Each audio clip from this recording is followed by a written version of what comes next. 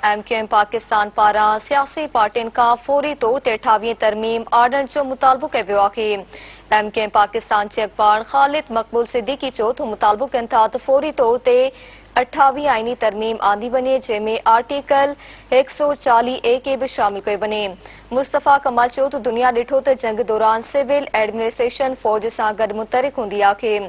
फारूक सत्तार चयो त अवाम खे पंहिंजी तक़दीर तब्दील करण जो हक़ ॾिनो वञे। असराइतो ऐं बा इख़्तियार मकानी निज़ाम मुल्क जी बका लाइ अणटर थी वियो आहे। फारूक सत्तार चयो त अवाम जी तक़दीर जो फ़ैसिलो 1200 क़ौमी ऐं सूबाई असम्बली जा नुमाइंदा नथा करे सघनि। अवां खे आगाह कयूं पिया। MQM पाकिस्तान पारां सियासी पार्टियुनि खां फौरी तौर ते 28 तरमीम आर्डरनि जो मुतालबो कयो वियो आहे।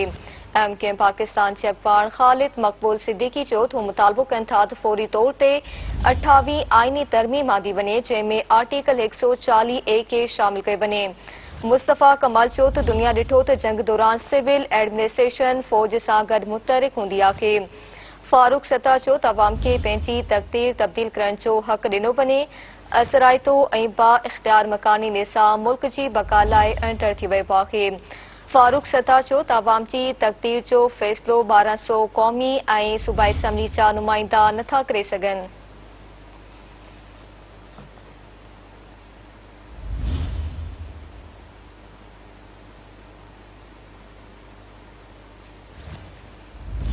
ख़बर अवां खे ॾियूं पिया।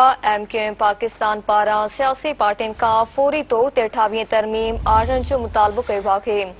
MQM पाकिस्तान जे अखबार ख़ालिद मक़बूल सिद्दीकी चयो त मुतालबो कनि था त फौरी तौर ते 28 आईनी तरमीम आंदी वञे, जंहिंमें आर्टिकल 140A खे शामिल कयो वञे।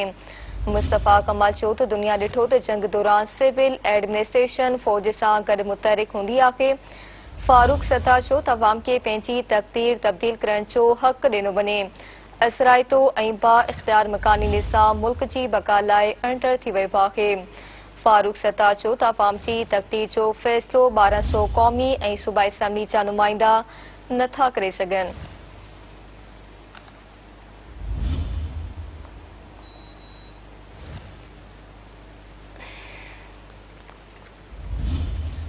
MQM पाकिस्तान पारां सियासी पार्टियुनि खां फौरी तौर ते 28 तरमीम आर्डरनि जो मुतालबो कयो आहे।